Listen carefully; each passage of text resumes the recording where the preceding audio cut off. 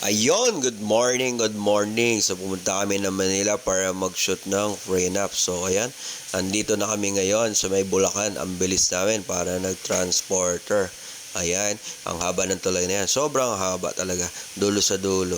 Yung sumisigaw nga na magbabalot dyan eh. Pag sigaw niya, Ebon na. Tapos yan, nandiyan kami sa San Agustin Church sa may Intramuros. So, yan, paning-paning lang ako ng camera. Tinitignan ko lang kung maraming tao dahil maulan. So, wala namang gana. Tapos pumasok ako dito sa loob ng Casa Vera. Ayan, pinan ko lang yung camera.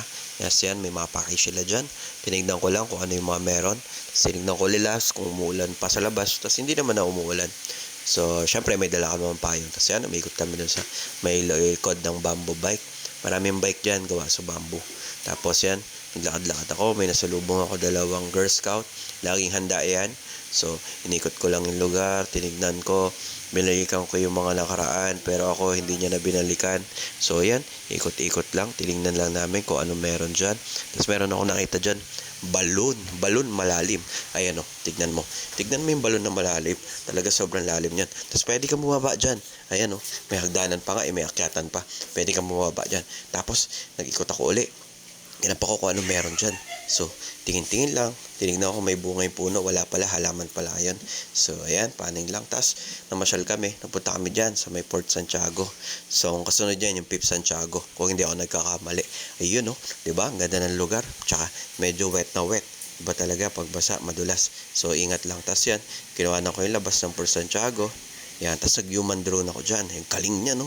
Talagang tinry ko kung paano, umikot pa. So, ang galing talaga. Ang galing mo magmukhang tanga. Haha. Tignan mo naman, no? Oh, kita ko syempre, andyan si Franz, andyan si Pau. Yun yung team namin ngayon.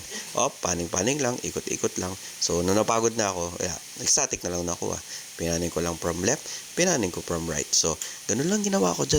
Kasi wala naman talaga akong nagagawa na maayos eh. Lahat magulo. O yun, sakit ako nga pala yun. Kamukha ng trend ng Intramuros. Yung trend na dati, yan. Kamukha niya pero di gulong na siya ngayon. Yun yung hybrid kung tawagin. Tapos may nakita ako dyan si Kuya. Yun daw yung nagka-champion sa mga karera ng kabayo. Siya yung hinete. Kaya lang, dahil nag-pandemic, yun, nahipan siya na hangin, tumaba na siya. Kaya ganyan na lang siya ngayon. So, ipapasyal niyo yung kabayan. Tapos makita ko sa may taas yun, pinanin ko yung buong lugar ng Intramuros. Ang ganda dyan. Kala mo nasa ano ka, nasa bahay. Hindi, joke lang. Yan, ipaning-paning lang. Tignan mo lang kung ano yung ganda ng lugar. Pero mas maganda pa rin. O, di ba? Ang ganda. Mas maganda pa rin. O, yun. Mas maganda pa rin yung dalawa na upo dun. Nakita ko nga pala yung plug dun sa may luneta. Yun, sobrang tirik yung pagkakawagay-way niya. Talagang malakas yung hangin kasi dyan, guys, eh. Talagang sobrang lakas. So, punta kami dun sa may tulay. Yung bagong tulay, yung kagagawa lang. Sobrang ganda dyan. Kala mo na sa ibang lugar ka. Kasi ang tataas ng mga building. Siyempre, pag mataas yung building, mataas yung foundation yan. Sabi nga nila. Tapos yun, medyo madumi yung ilog. Kulay chocolate. Pero okay naman, ang ganda ng lugar. Tapos sobrang crowded din. Pag pasyalan to. Sobrang ganda. Nakaka-enjoy nga eh. Tapos yan, umakit kami dyan sa taas, kinuhanan ko. Tapos yan na yung last set namin bago kami umuwi ng Gapo. So, tinignan namin yung mga tao, kung anong meron. Tapos dumaan yung LBC. Pagdaan ng LBC, wala na, uwi na rin kami. So, sige, susunod na lang. Walang kwenta tong vlog na to.